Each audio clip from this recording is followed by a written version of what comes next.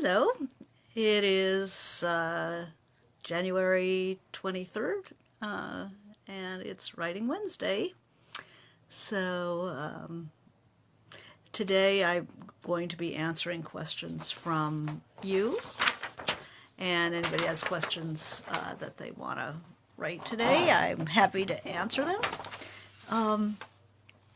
It's been quite an intense period of time for me right now. I am in copy edits for Chimes of a Lost Cathedral, which is the second part of The Revolution of Marina M, and the concluding part. So this is it. And it's always difficult to look at your last, to look at your copy edits, or you're almost done. It's your last chance to make changes, and there's always a bit of a panic.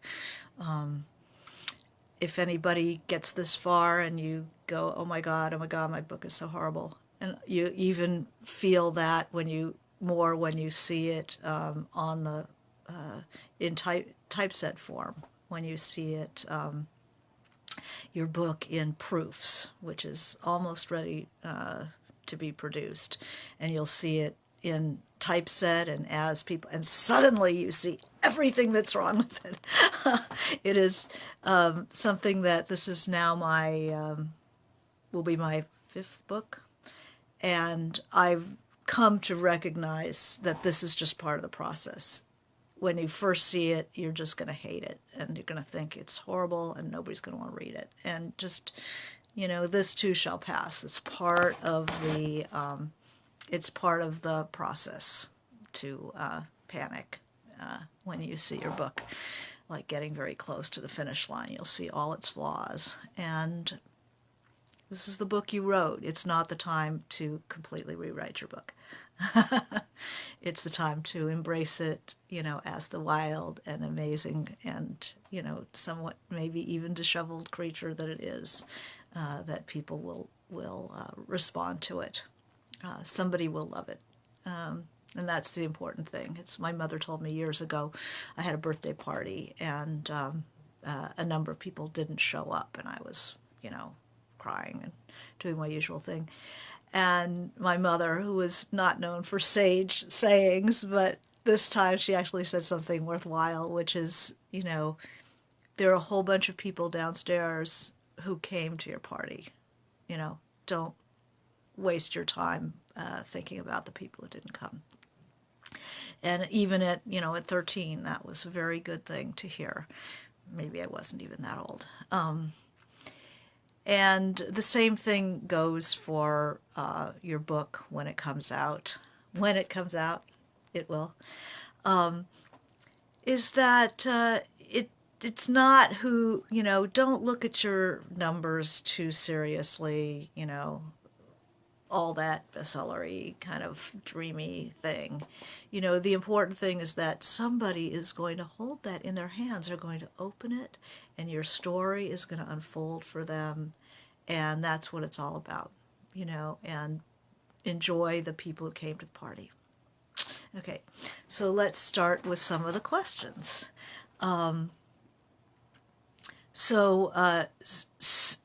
We have a question. I know you're watching. Sward, depth in character. Have you done that one? I'm working on revisions to my novel and find that I am having difficulty adding depth to my character. Well, depth to character has to do with everybody gets there. You get to a point, you're writing, and you run out of what you know about the character. And the very best thing that I can recommend is a book by a guy named Lagos Egri, Lagros, Lagros, Egri. Let me get it. It's just, I keep my important reference books right behind me on the shelf, so I'm just going to lean over and grab it. You can see that it's much loved, because that's what it looks like. It's for playwrights, and generally I don't pay any attention to what most of it's about, because He believes that you pick your theme and then you write your story, which is absolutely the opposite of what I believe. But he has a section of he has big sections about character, character growth, character, what I call the three-dimensional character study.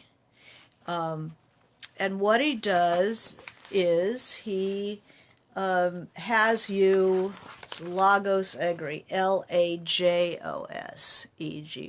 the art of dramatic writing.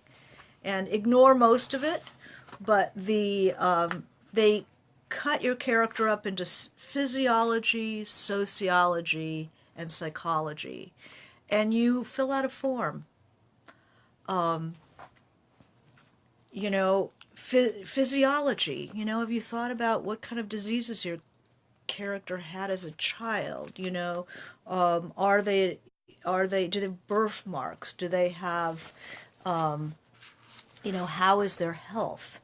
You know, all this kind of stuff that you really can, you know, start asking yourself, because a kid who was sick a lot as a kid, somebody who had had a scary disease, somebody who spent a lot of time in bed, where are their scars, you know, what's going on with them. You can learn so much about them. Then there's sociology, you know, family of origin, class, occupation, education, not only theirs, but their families. And you start to see deeper into your character. You ask about their education. What subjects did they like in school? You know, things that they might refer to. What's their IQ? What's their religion? What's their community? Their politics? What do they read? And then psychology, which is, you know, what's the history of their sex life, or what's their attitude about it, their morality, their ambitions, their frustrations, their complexes, their temperament, you know, are they quick, are they slow, are they, you know, that's going to show up in a million different ways. Their superstitions, that's a fun thing to do, is to make up superstitions. I had a student once who made me books, and 3 little books, and one of them was a book of possible things to be superstitious about. So when you try to create a character in depth, this is a really, really helpful tool. I call it the 3-dimensional character study. And I often think about this or do this work with characters who I've just gone as far as I can go with what I know about them. And then I will, you know, could be 80 pages in, 100 pages in, and then go, my God, you know, what else can I say about them? I don't know them that deeply. And I will often like put myself into kind of hypnotic state or very quiet state and, you know, see that figure and sit with them and go, okay, tell me, you know, were you ever sick? And what's your feeling about, you know, outer space? And, you know, using this, you can go way, way more deeply. You know, people's physical, you know, what's happened to them physically affects them quite a bit. And then their sociology is extremely important. So that should help. Then here's a question about editing. Okay, so Kevin asked this last week, and I've been holding on to it, so we'll talk about editing. So this, he says, editing is my favorite aspect of writing. The topic is a hydra. Every answer spawns 2 more questions. Perhaps you could do a video on editing. Well, editing is... Let's see what specific questions we can talk about. How do you prioritize it? What are some common mistakes new writers make when editing? What are your personal favorite or least favorite aspects? And would you agree that writing is more the art and editing is more the craft? Okay, these are fabulous questions. How do I prioritize editing? It's part of the process, you know. Writing is almost cyclical. You create, and then you go back and you go over it. I don't think of editing necessarily as a separate thing from writing. Editing is sort of writing editing. So I write, and the next day I'll go back and read what I've written the day before, you know, and fiddle with it and keep going as a way of getting it back into the writing, because I'm writing novels, so I want the tone has to be similar. I have to pick up the same emotion and the same milieu and really get back into where I was. So I start by rewriting what I wrote the day before. Is rewriting editing? Yeah, probably. So it's a constant blend of the two. I don't like write first a whole draft and then go back and edit. So I think of it as rewriting rather than editing. What are some common mistakes okay, how do I prioritize editing? I don't put it above or below writing. It's all the same to me. What are some common mistakes and pitfalls new writers make when editing?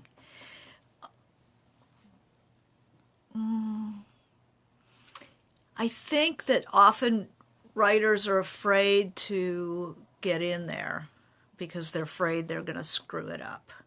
But I once saw Maxine Hong Kingston speak, and she said that editing, it's like building you've built a foundation for building, and it is such a beautiful foundation, and then you're afraid you screw it up, because when you start building up, it makes it ugly. You put scaffolding and stuff, and you're afraid but until you get to the full shape of the thing, maybe the foundation was very elegant, but it's only a foundation. So you don't know where this is going to go until you open things up and you build upwards. So I think that two common mistakes, and it's not just beginning writers, but it's certainly something I've experienced, is, especially with short stories or problematic scenes in your book. Here's a pitfall, not for beginners, but just a pitfall, is you edit it into the ground. You over edit it, and you get away from whatever spark there was that started it. So you're always balancing between refining something, opening things up, finding better expression for what you have started, and doing it too much. So it's like over chewing food and it becomes flavorless and horrible. And anybody who has worked on especially short stories, are very delicate things. And everybody has experienced the feeling of chewing it too long and just kind of ruining it for kind of taking all the wonder out of it. And that happens when you're editing and you start editing something that had a problem with it, but it's really moving and exciting.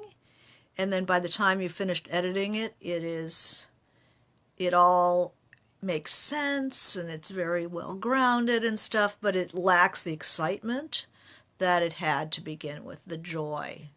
It's over masticated. So it's a very delicate process. And I find myself sometimes overdoing a scene, like rewriting Chimes of a Lost Cathedral, doing edits on that, and scenes that are problematic, for specific reasons. I work on it really hard, and I've solved the problem, but I've also drained the life out of the scene. And often I'll just tear it out, go back to the way it was.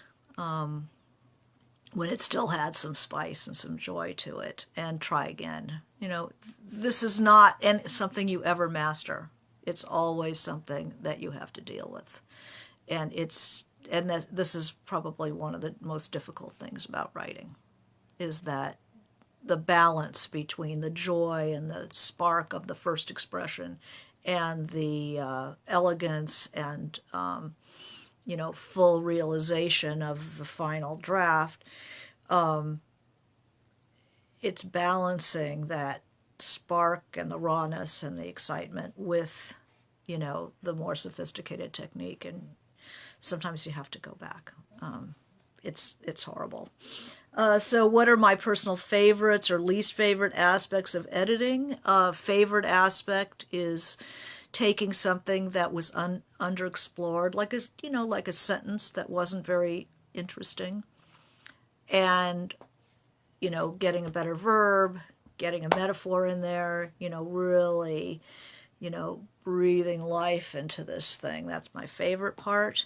And then my least favorite aspect is just what I was talking about, is you take something, you solve its problems, but you kind of drain the life out of it. And it's horrible, but it happens to everybody, unless you're, some kind of genius.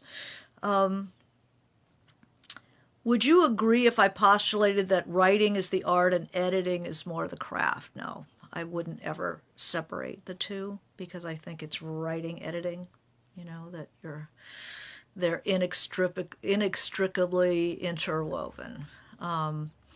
So I think that writing is more intuitive, your first run through, you just get it. And editing is more, I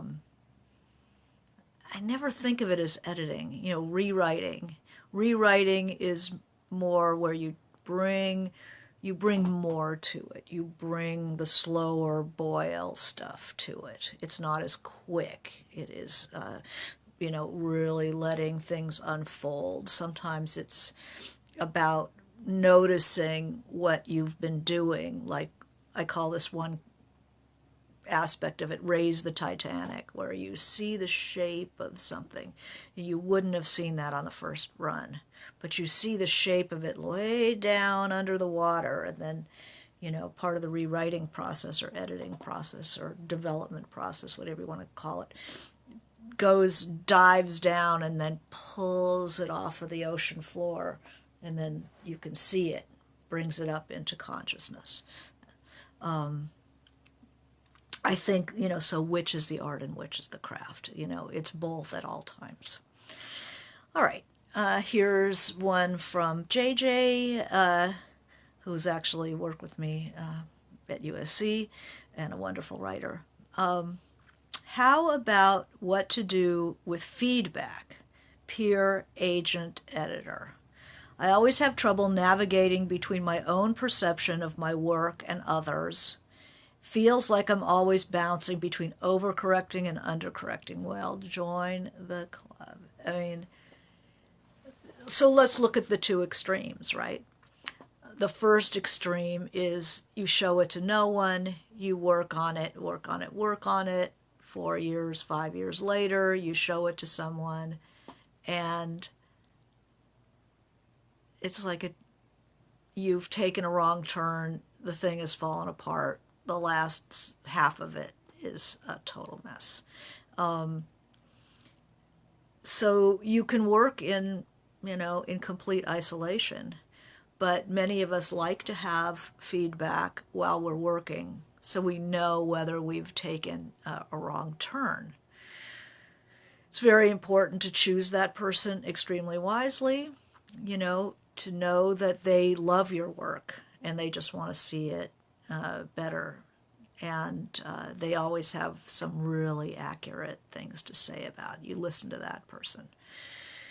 Then JJ's a published author, so as you go into the outer world, agent, editor, they have different concerns than you do. An agent is thinking of the sale, they're thinking of the market, they're thinking of who to send it to, and what's selling, and blah, blah, blah.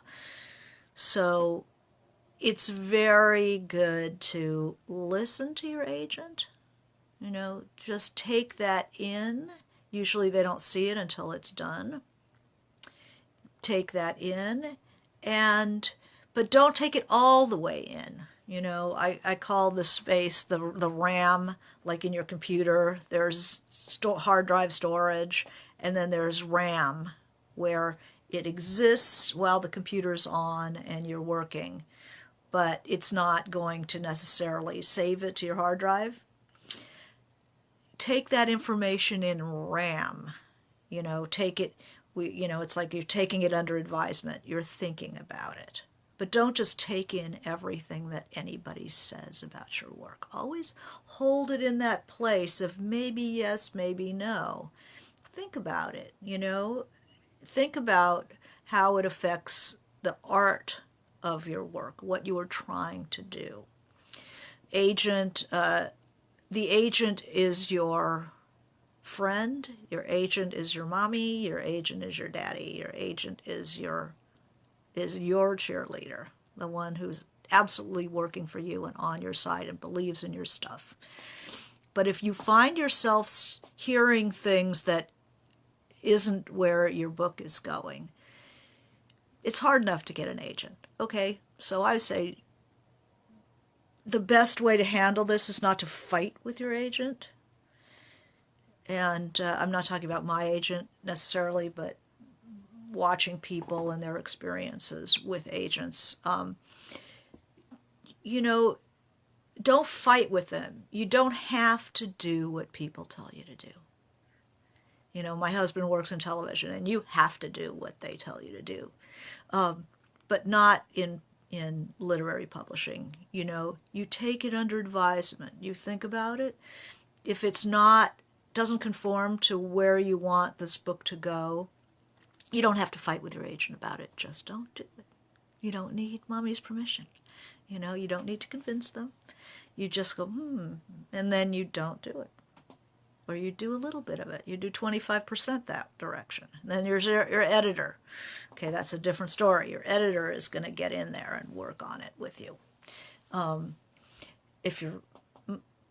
People say editors don't edit anymore, but I do not believe that is true. It's always good to submit a manuscript in as good a shape as you can possibly get it. But an editor will have their own take on things, and certain people you have to learn what people are good at. Like some people are a better big brush person. They're really good at analyzing your story and going, oh my God, cut this whole section out. I don't want to see this subplot at all, And you take it under advisement. You think about it and you go, wow, that is right. Ugh. You can feel it like a ball in pinball going into the hole. Yeah, you can feel when it's right. When it's not right, you just like, no, this person doesn't get it. Some people are very good on the sentence level, very, wonderful on the sentence level. Not so much on the big brush level. That depends on where your weakness is. Your weakness is.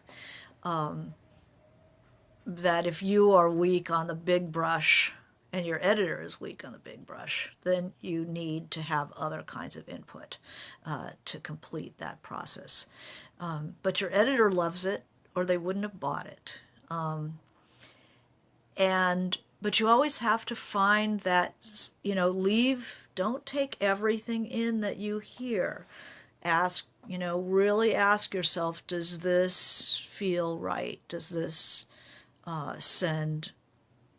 is this going to shape my book correctly? And sometimes you'll fight with that person, just because something about you wants to keep it the way it is, but then part of you just does know that really this does sound right.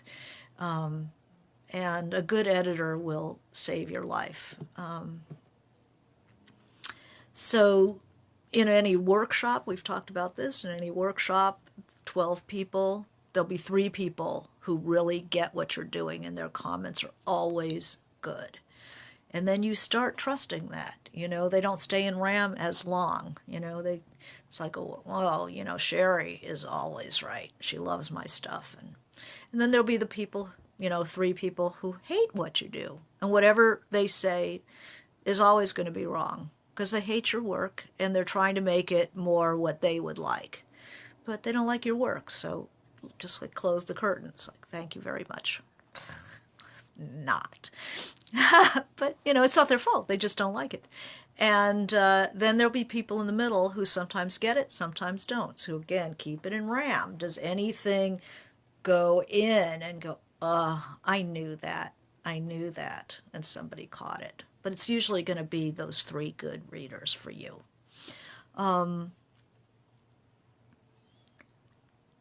So always bouncing between overcorrecting and undercorrecting. Yeah, that's writing. That is, there's no, there's no magic. It's just going to be that way. So let's look at some of these other questions. Somebody wanted to know about the business end of writing. And as you know, that I don't talk about the business end of writing. Poetsandwriters.org with the ampersand, and they have a magazine, Poets and Writers, and that is all that it's about, is the business and the business of art. So it's people talking about their process, people talking about, their what they found in the road to publishing. It has editors, it has agents talking about what they see. You can't live without poets and writers. So I urge you to subscribe. I urge you to become a member of their organization. It's the Bible. But one thing that she did ask that I can definitely address is what it is to be a good literary citizen.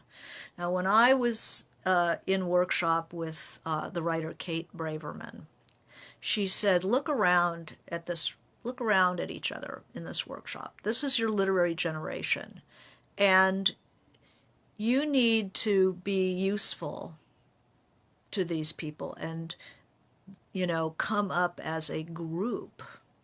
So you're going to, I want to see you reviewing people when their books come out. I want to see you supporting them in any way you can. And because any one person starts to get some success, that does lift all boats. So instead, there was a little bit of envy when, somebody got a big publication or had a book come out. But she was like, no, you have somebody now who can give you a quote for your book.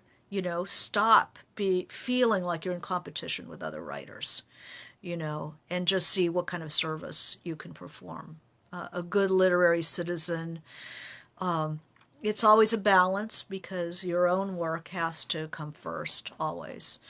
You put your own mask on before you put your kid's mask on. But a good literary citizen, will you look at my book for a quote? Yes. And you do your best. If you read something you really liked, go ahead and give them a good review on Amazon or give them a good review on Goodreads. Get the word out. Good writing needs to be supported. And if something you don't like, don't give it a bad review. Just pass over in silence. But so support the things you like.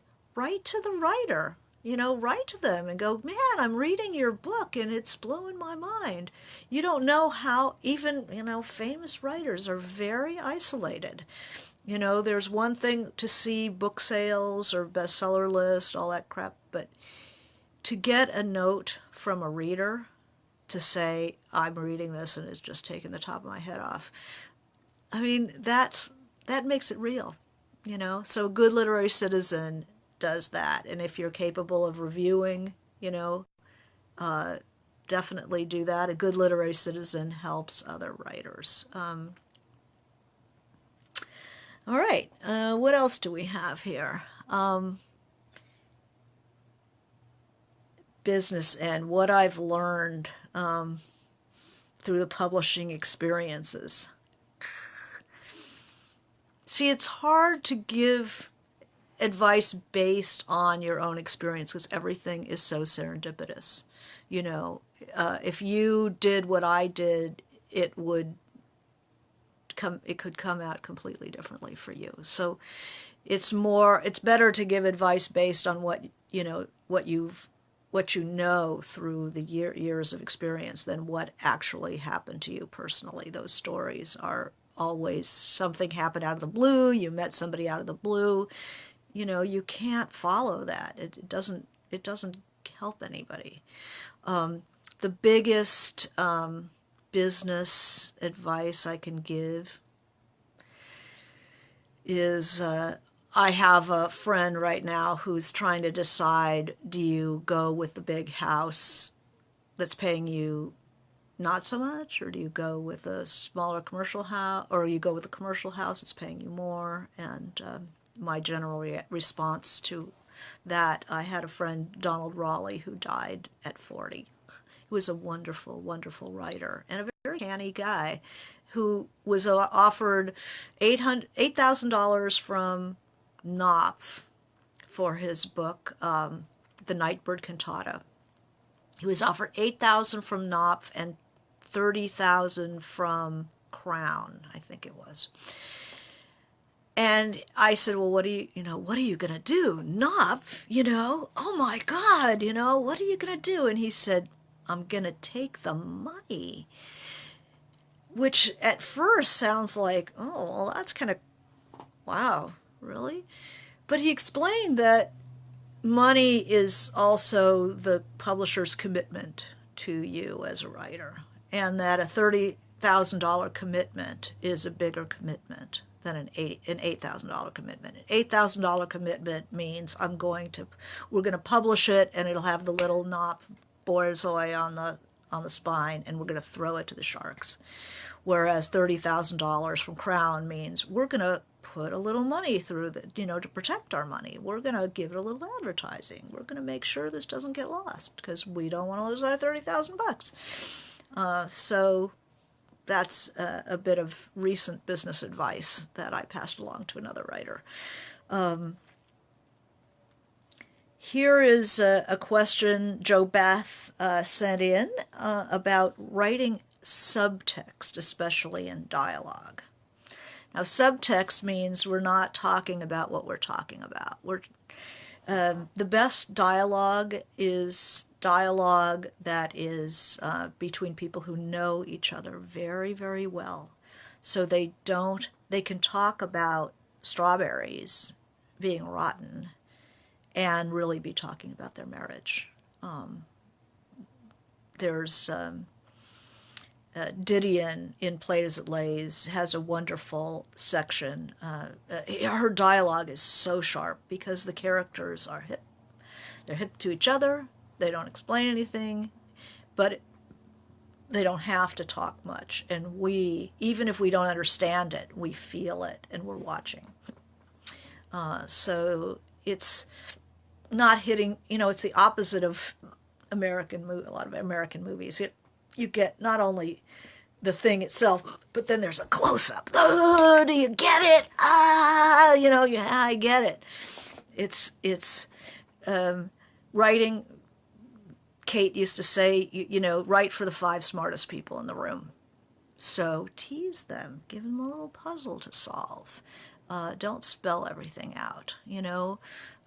If somebody is talking about our marriage and I'm throwing rotten stuff out of the fridge, and there's some subtext.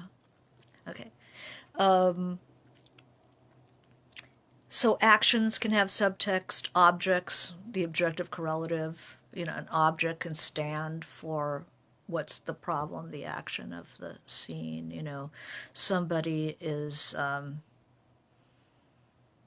maybe endangered a relationship because they're hanging on to their childhood, and you have them, they have the teddy bear on the bed. Says it all. Here's another one from Steve. Is it possible to have 2 protagonists? Both have much to lose in their struggle against the antagonist. No. And any time I have yes or no question, know that if you want to do something and you feel like you're going to be able to handle that, that's great. And I will talk about what the dangers of it are rather than saying, no, don't do it. But the two protagonist problem will give you problems mostly in shaping the urgency, shaping the profluence, and the plot level. You will have trouble with the two protagonist novel, and you will have trouble bringing it to a close. Because what is a story? A story is when X happens to character Y, a character with certain background and a certain setup of emotional kind of traps that we have. The situation puts pressure on those traits of the character, and then they realize something that helps them solve.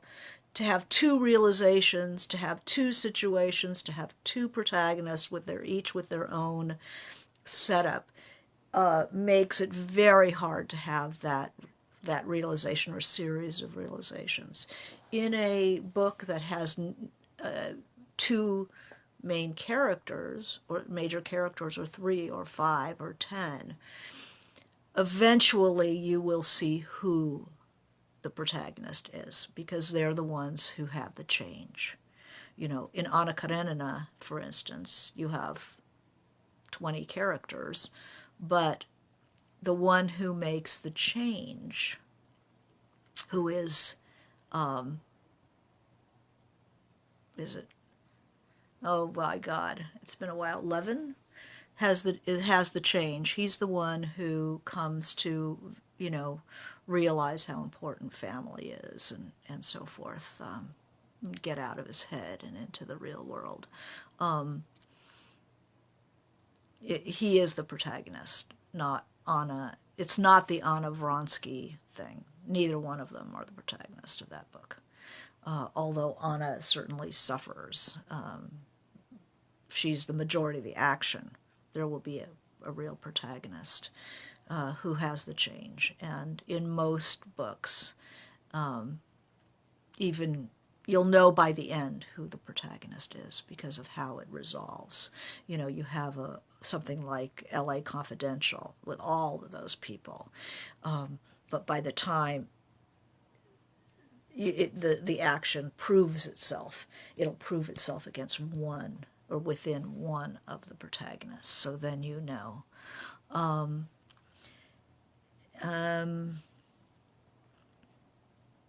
Is that Vronsky in Anna Karenina? No, he is not the protagonist. He's the antagonist, one of the antagonists of that book.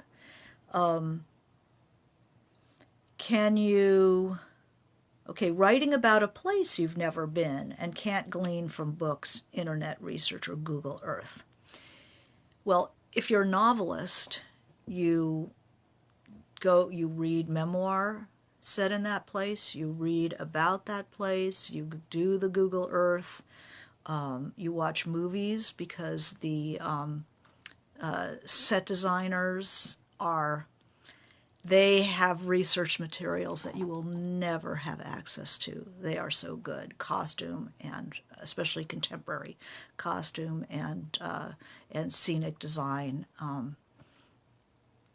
Watch movies, read books, and then if it's a novel, you go and do research in that place and just walk around and be there and take copious notes about the weather and the smells in the air and the angle of the light and all that.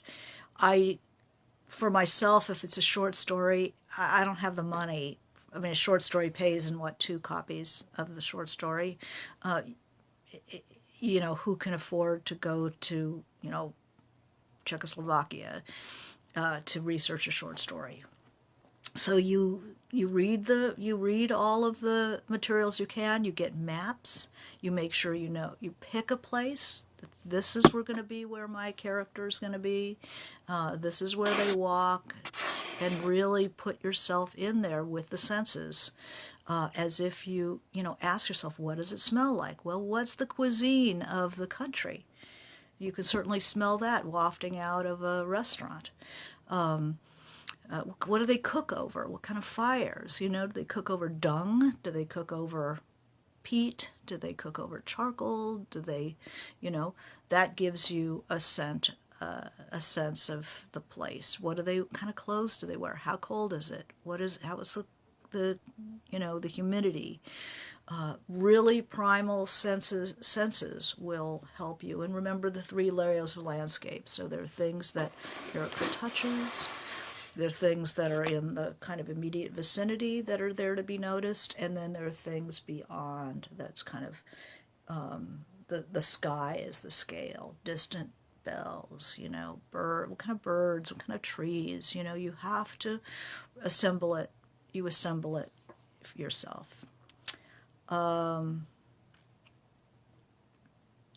Inspiration, I have lots of videos with inspiration as a topic. That's a big one, because we always have to keep ourselves inspired, and I always recommend the book The Art Spirit by Robert Henri, and it's about art. He was a famous art teacher at the Art Institute of Chicago, and I recommend that to anybody. Just Kids recommend that to anybody, about what it is to be an artist. And Free Play by Stephen Nachmanovich, I recommend that highly, about the improvisational nature of creation. Can you discuss point of view and central intelligence? Central intelligence. Ta-da! Yeah, evidently this was a term that Henry James used. It means who is telling your story. So the basic idea is you want to tell a story about a bombing in a cafe in Paris. There's so many different people who could tell that story. You could have a waiter. You could have people of different political stripes tell the story, different ages, somebody from outside the cafe seeing the bombing, seeing the explosion, somebody hurt in the explosion crawling out. You decide who you want to be your point of view. Where do you put the camera? Where do you want to put the camera? That the central intelligence of the POV. But what I immediately thought was of omniscient. I thought central intelligence must mean omniscient point of view. And it's something that we don't use a lot of because it's the point of view of God. It's the all-knowing, all-seeing point of view, omniscient, which is different than it's different than multiple characters telling the story, and you get a kind of prismatic effect. This is one central intelligence that sees all, knows all. And I brought in a little piece of Anna Karenina, seeing that's on my mind, to show how masterful omniscient is. What omniscient does is it looks, usually it establishes itself, because with any point of view, it's like a contract with the reader. This is going to be how I tell the story. So very soon after you start, you need to start dipping into people's heads, dipping in and then coming out, dipping in, coming out. It's like the point of view first is like the sun, and it just looks down on everything, and it will tell you, what's going on from the outside. And then it's like it compresses and becomes a little ball, and we pass that ball to one person. Then we're inside that person. Then the ball comes out. And then we're back in the general, and then the ball goes to someone else. And then we're inside their head for a little while, and then it comes out. If you're telling the story too much from one point of view, you might want to do that person's point of view and skip the omniscient.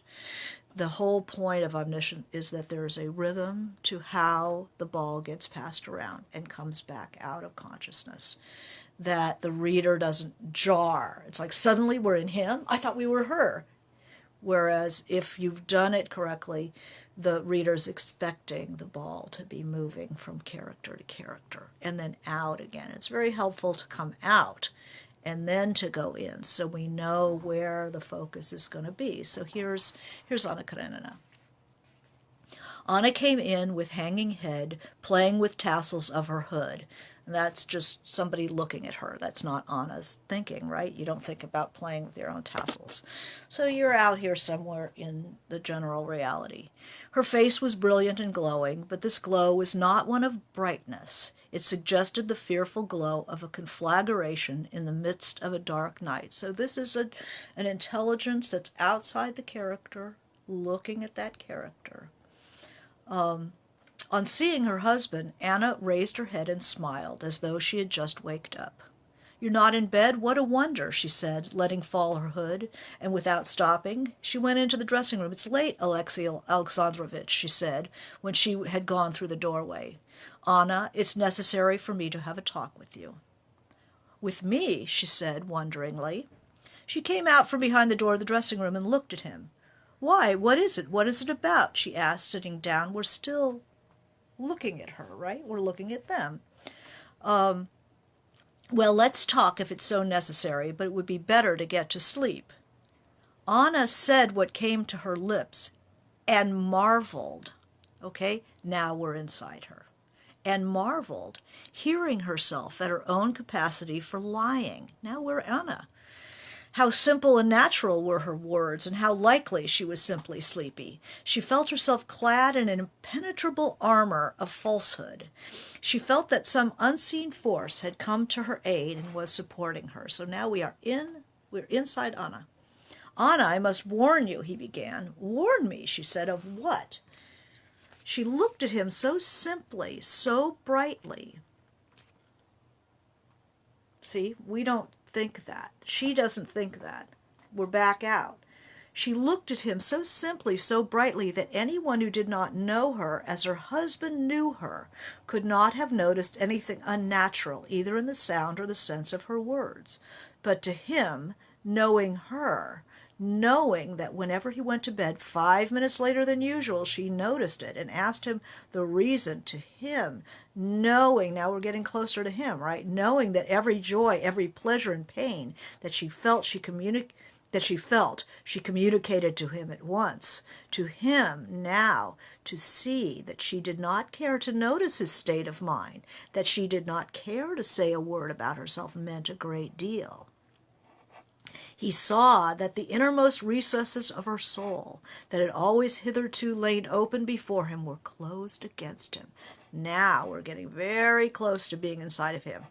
More than that, he saw from her tone that she was not even perturbed at that, but as it were said straight out to him, "Yes, it's shut up, and so it must be and will be in the future." Now he experienced such a feeling, such as a man might have returning home and finding his own house locked up. But perhaps the key may yet be found, he thought. So we are in his head now. "I want to warn you," he said in a low voice, "that through thoughtlessness and lack of caution you may cause yourself to be talked about in society. Your too animated conversation this evening with Count Vronsky," he enunciated the name firmly and with deliberate emphasis, "attracted attention." He talked and looked at her laughing eyes, which frightened him now with their impenetrable look, and as he talked he felt all the uselessness and idleness of his words. So this is chapter 9 of Anna Karenina. It's a really good, now that's a good book, even if you want to look at that scene and how consciousness comes out and in and is passed between the characters. Usually, if you're going to do omniscient, really do it and move that consciousness around from person to person to person. Anyway, it's, try it in a small thing before you try it in a novel. It's very interesting to do, but it is keeping all the plates spinning all the time. So these are our questions for the week, unless anybody has something, anything else that they are interested in hearing about. Um,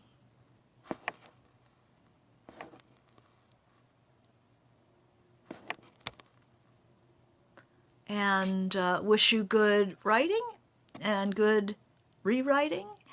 And we'll see you here next week.